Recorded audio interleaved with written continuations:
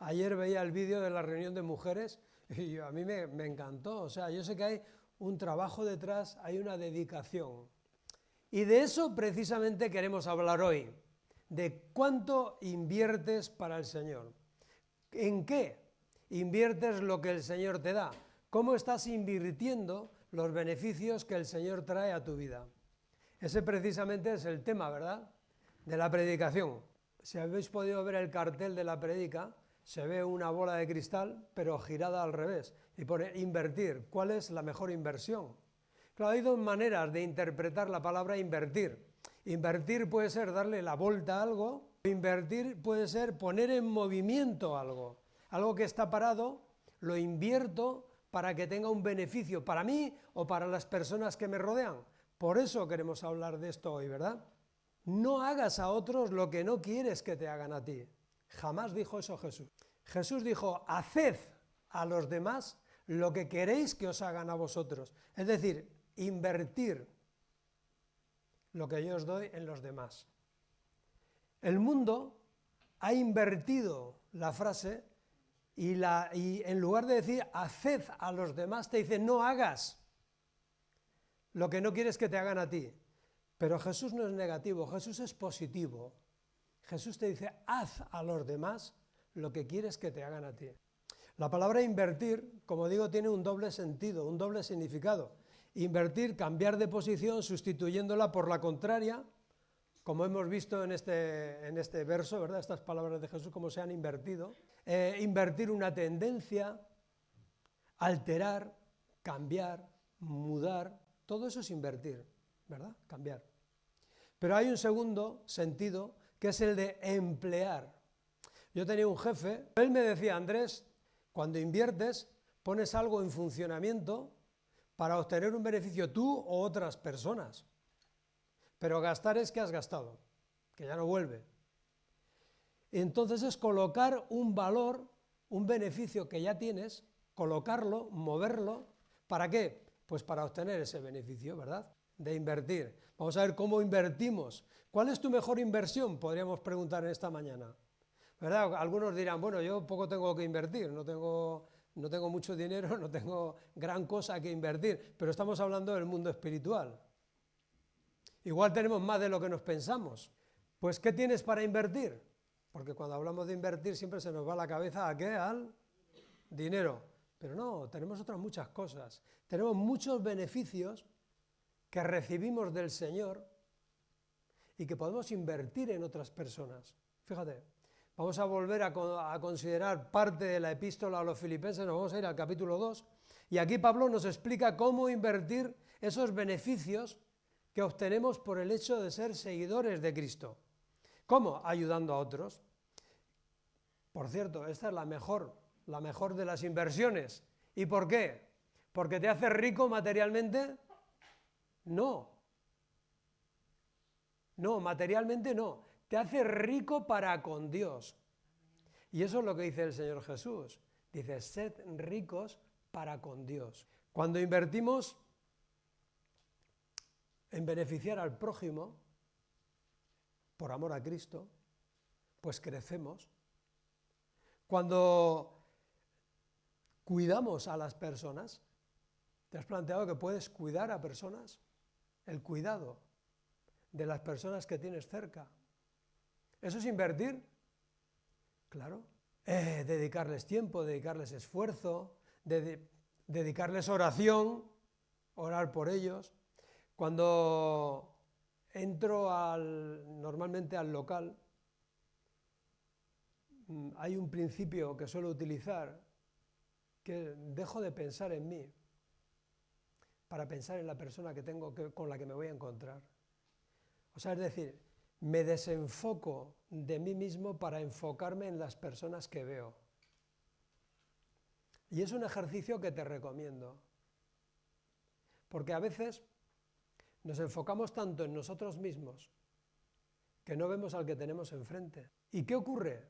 Pues que de nosotros no se mueve, no invertimos en la persona que tenemos enfrente. Preocuparte por la persona con la que te estás encontrando es invertir tiempo, atención, preocupación, ocupación. Pues bien, vamos a ir al capítulo 2 de Filipenses, nos situamos, verso 1, y vamos a ver si somos capaces de considerar esta palabra y encontrar algo nuevo, algo que el Espíritu Santo traiga a nuestra vida, ¿verdad? Y que nos haga salir de aquí de forma diferente. Dice el capítulo 2, verso 1 de Filipenses: ¿hay algún estímulo en pertenecer a Cristo? ¿Existe algún consuelo en su amor? ¿Tenemos en conjunto alguna comunión en el Espíritu? ¿Tenéis un corazón tierno y compasivo? Bueno, aquí Pablo comienza de una manera maravillosa, o sea, es decir, dice, ¿hay algún estímulo en pertenecer a Cristo? Estos son todos beneficios que la persona que sigue a Cristo obtiene. Mira, lo vamos a detallar. Por lo menos nos relata 3. Estímulo. ¿Qué es el estímulo? El ánimo, el impulso, el gusto por las cosas de Dios, el poder agradarle. Entonces, si tú estás siguiendo a Cristo, ¿te sientes estimulada? ¿Te sientes estimulado? ¿Sientes ese estímulo? ¿Sientes ese ánimo? Es un beneficio que Dios te otorga. Estímulo. Dice que también recibes consuelo. ¿Pero consuelo para qué? ¿Para que no te ocurra ningún contratiempo? No. Consuelo para poder afrontar la realidad de la vida y los contratiempos sin tener que evadirnos. Hay multitud de personas que se evaden de su realidad por medio de las drogas o buscando paraísos artificiales o bien buscando amistades que quizás no le van a dar lo que esperan. Pero hay muchas personas que se evaden de la realidad, no encuentran consuelo en nada. Pero fíjate, tú eres una seguidora, tú eres un seguidor de Cristo y tú vas a encontrar estímulo para servirle, para seguir adelante, pero no solamente es eso, sino que vas a tener consuelo interno ante las adversidades de la vida. Y en tercer lugar, tener a Cristo crea comunión entre nosotros. ¿Y qué es esto? Bueno, son aspectos similares. Es decir, por eso tú te encuentras con una persona que es seguidora de Cristo, que viene de Turquía, y rápidamente el espíritu, percibes en el espíritu que es una persona que sigue al Señor. Evidentemente te pueden engañar, pero lo normal es que tú percibas ese espíritu en esa persona, un espíritu humilde, un espíritu noble, un espíritu estimulado, un espíritu de consuelo, un espíritu que consuela. Y lo reconoces. Y no me digas por qué. No se trata de raza, no se trata de idioma, no se trata de tamaño, no se trata de más guapo, más feo, más alto, más bajo, no. Se trata de algo que tú percibes en el espíritu, en esa persona, en su forma de hablar, en su forma de mirar, en el estímulo que está viviendo, en el consuelo que tiene. Pues hermanos, estos beneficios no son opcionales. No son opcionales. Dice más el apóstol, dice, ¿tenéis un corazón tierno y compasivo? O sea, toda persona que, como hemos visto, ha aceptado a Jesús como su Señor, ha sido regenerada espiritualmente y cuenta con un corazón limpio, un corazón compasivo.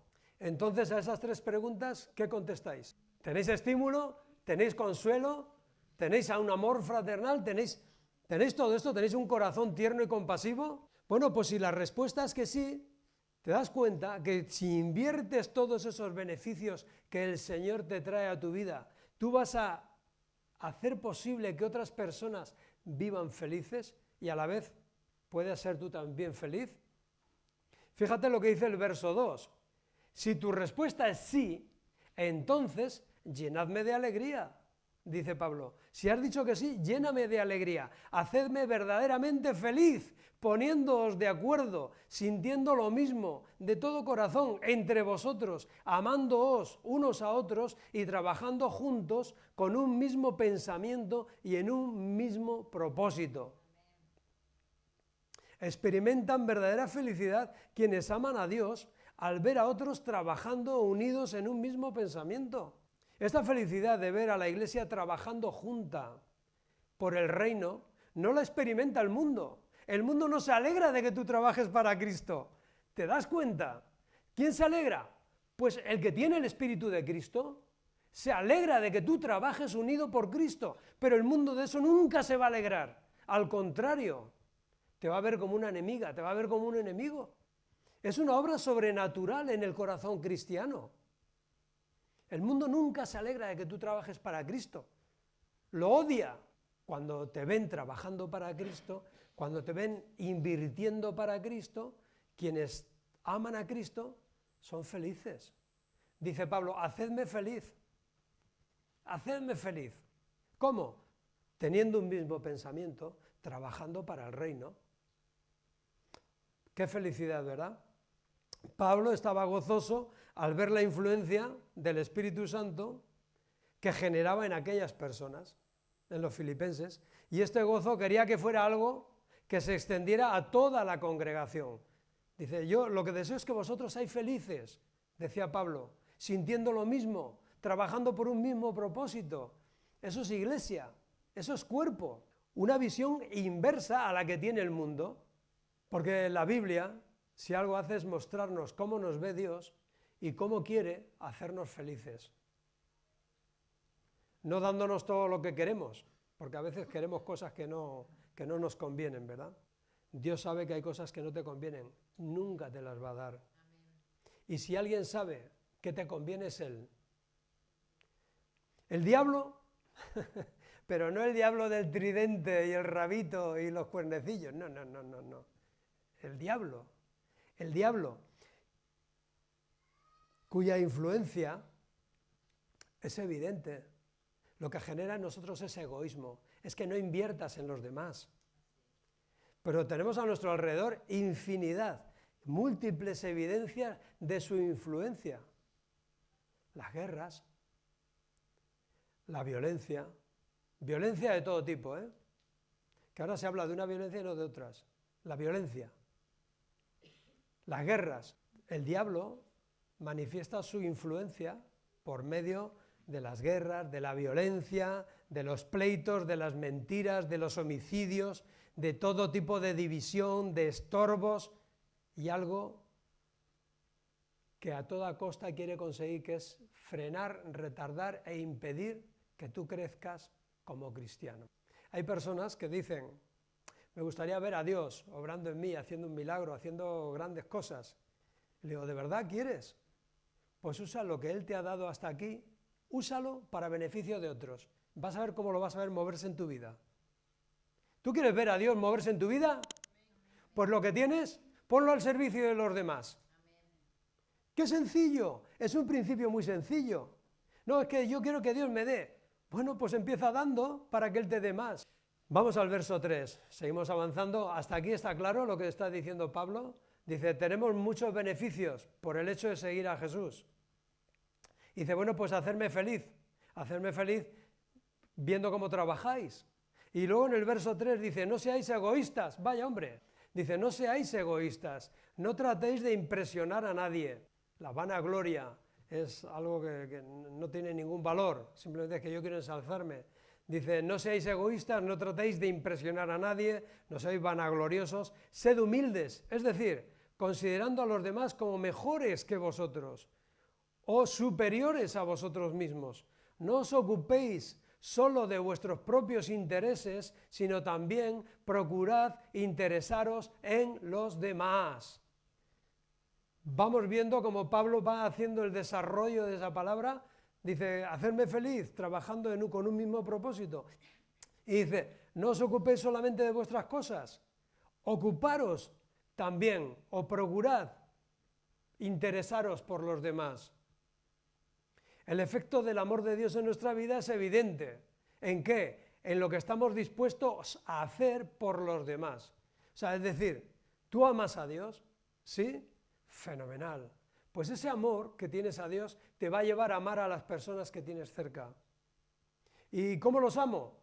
Bueno, pues evidentemente invirtiendo en ellos, invirtiendo tu atención, tu ocupación, tu cuidado en ellos, tu tiempo. Asistir a los cultos es solamente la punta del iceberg. Pero de verdad que la asistencia a los cultos es solamente la punta del iceberg de todo lo que has vivido en tu semana. No puede ser que estemos viviendo cosas disparatadas durante la semana y luego vengamos a pasar 2 horas o 3 en el local de la iglesia. Es muy diferente. El culto es la prueba latente de todo lo que estás viviendo en tu semana, de tu búsqueda en la palabra de Dios, de tu orar continuo, de ayudar a las personas que tienes cerca, de clamar por ellos. El egoísmo, la vanagloria y el orgullo son impedimentos para el desarrollo de nuestra vida cristiana. No vemos a Dios obrando en nuestra vida cuando el orgullo, el egoísmo nos atenaza. ¿Para qué nos va a dar Dios más si no usamos lo que ya tenemos? ¿Estamos siguiendo la lógica? Tenemos muchísimo más de lo que pensamos. Tenemos tiempo, tenemos capacidad, tenemos discernimiento para invertir en otras personas, en nuestro prójimo, los que tenemos cerca. Pues sigue el apóstol Pablo en el verso 5 y dice lo siguiente: tened la misma actitud que tuvo Cristo Jesús. Aunque era Dios, no consideró que el ser igual a Dios fuera algo a lo cual aferrarse. En cambio, renunció, se despojó de sus privilegios divinos, adoptó la humilde posición de un esclavo y nació como un ser humano. Cuando apareció en forma de hombre, se humilló a sí mismo en obediencia a Dios y murió en una cruz como morían los criminales. O sea, Pablo está diciendo, no seáis egoístas, ocuparos en los demás, cuidar de otras personas, salir de vosotros, invertir la visión. Dice, y como ejemplo, Cristo. Cristo se despojó de su deidad, aunque él era Dios y era hombre, 100%, en todo momento. El Evangelio son buenas noticias. Son buenas noticias. El Evangelio nos dice que Dios se hizo hombre, que Dios vino. El mundo religioso invierte el mensaje y nos dice que tenemos que ir hacia Dios, que tenemos que ganarnos el favor de Dios. No dice eso el Evangelio. El Evangelio dice que Cristo vino, que Dios vino a nosotros, no que nosotros tengamos que ir. Aunque sí que es verdad que luego tenemos que acercarnos a Dios, ¿verdad? Para que Él se acerque a nosotros.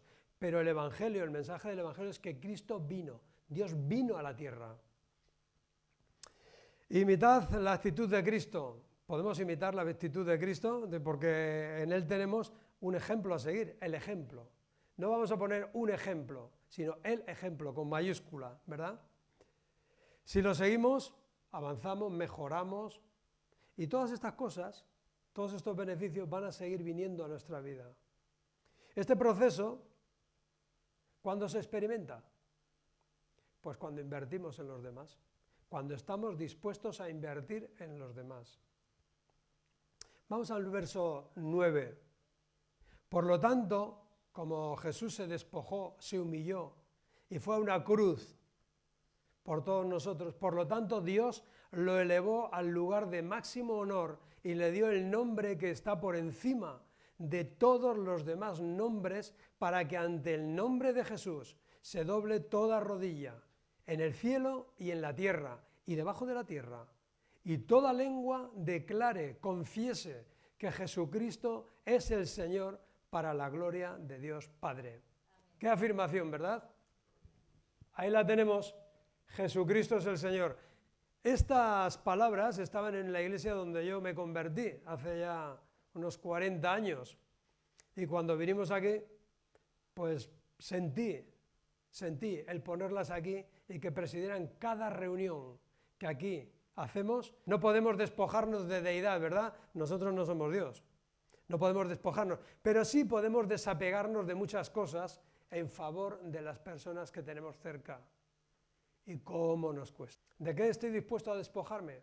Porque cuando hablamos de amor, hay un dicho aquí en España que se dice, obras son amores y no buenas razones. Pues, ¿cómo nos cuesta despojarnos de nuestra comodidad, verdad?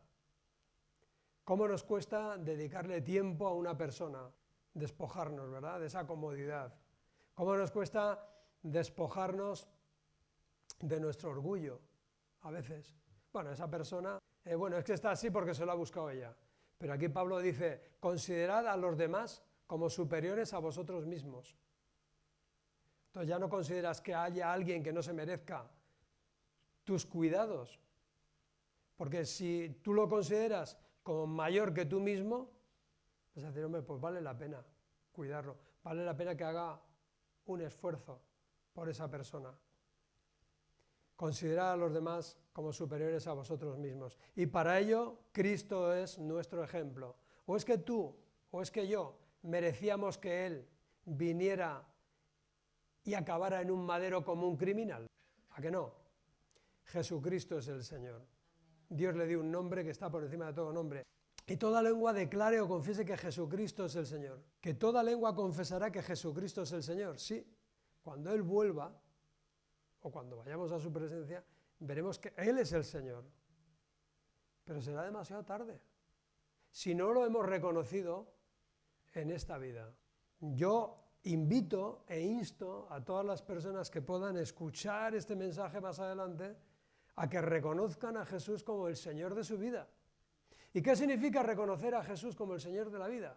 Porque el mismo Señor Jesús, en Lucas 6:46, dice, ¿por qué me llamáis Señor, Señor, y no hacéis lo que yo os digo? ¿De qué está hablando Jesús? De invertir lo que Él nos da, lo que Él nos dice, invertirlo, ponerlo en movimiento, ponerlo en práctica. Todo aquel que viene a mí y oye mis palabras y las hace, os indicaré a quién es semejante. Pues a un hombre prudente que construye sobre la roca, no a una persona que construye sobre la arena, sobre cosas que cuando venga la tormenta no van a soportar la tormenta. Se las va a llevar, pero sinceramente yo creo que aquí, las caras que estoy viendo, todos le llamamos Señor, Señor, y hacemos todo lo que podemos por obedecer lo que Él nos dice. ¿A que sí? Amén. Claro que sí. A ver, más alto, lo de amén. Amén, claro que sí. Le decimos Señor, Señor. Jesús es el Señor. Y es nuestro Señor. Y nos complace agradarle. Y nos complace saber que Él está al control de todas nuestras cosas. Eso es declarar y confesar que Jesús es el Señor. Necesitamos experimentar ese proceso, ¿verdad? Eso es un proceso sobrenatural, un proceso transformador que opera cuando actuamos haciendo lo que Él nos dice, no solamente escuchando. Dice el Señor, dice, todo aquel que viene a mí y oye mis palabras y las hace.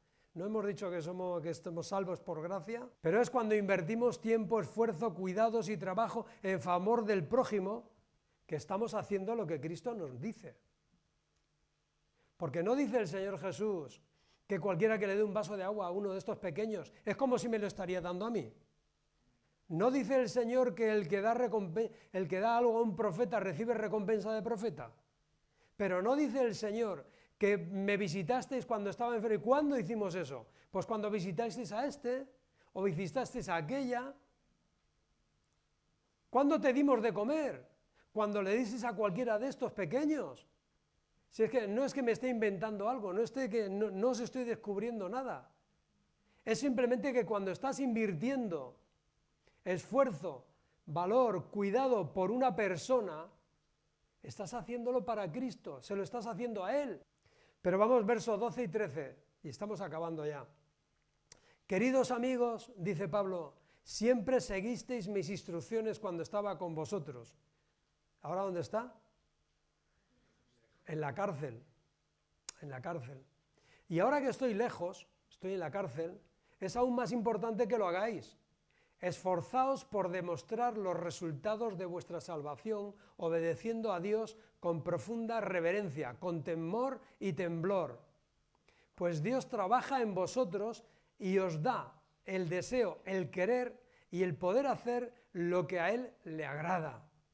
Fíjate, no solamente es que el Señor te demanda que pongas en movimiento lo que te ha dado, sino que te está dando el querer y te está dando el poder para hacerlo.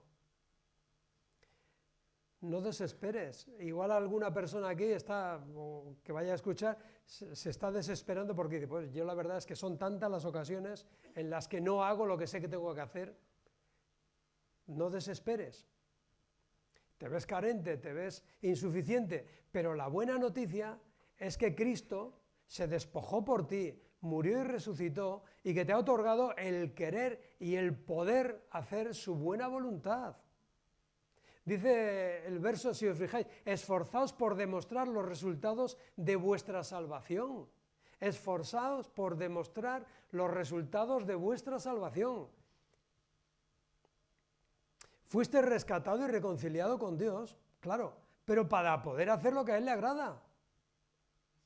Nosotros no podíamos servir a Dios mientras éramos esclavos del pecado, pero por eso nos libertó el Señor.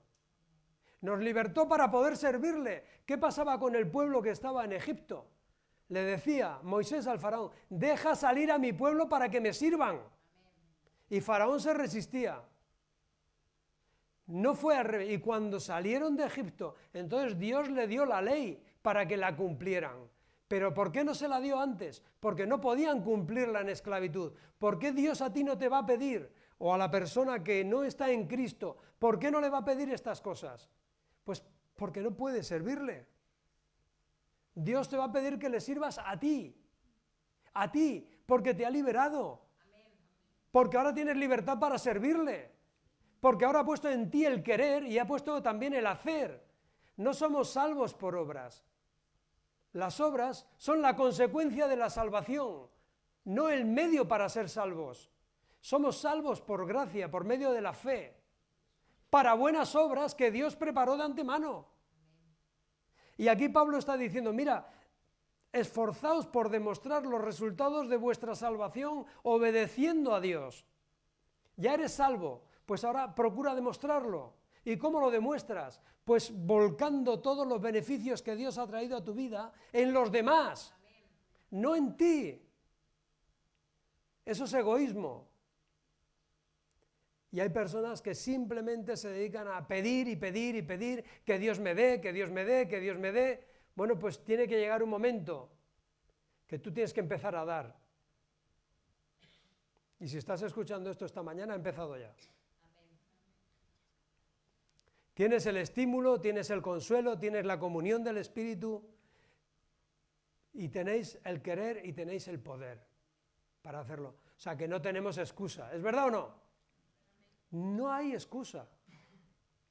Esforzaos por demostrar esos resultados. Recibimos la salvación por la gracia, y lo hemos dicho. No es buena inversión ocuparnos solo de nuestro bienestar, de verdad.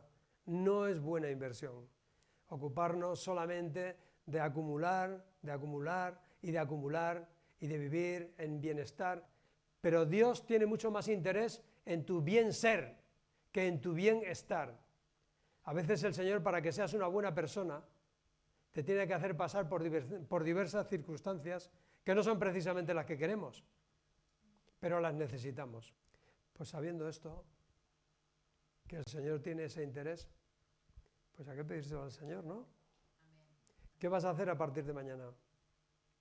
Vas a empezar a considerar qué te ha dado Dios y lo vas a invertir en la persona que tienes cerca. Te vas a empezar a preocupar de los demás. O quizás es que todavía crees que no tienes nada que dar. Yo sé que los que aquí estáis tenéis un deseo profundo y real de servir a quienes tenéis cerca y así servirle a Dios. Porque sirviendo a las personas le servimos a Dios. Amén.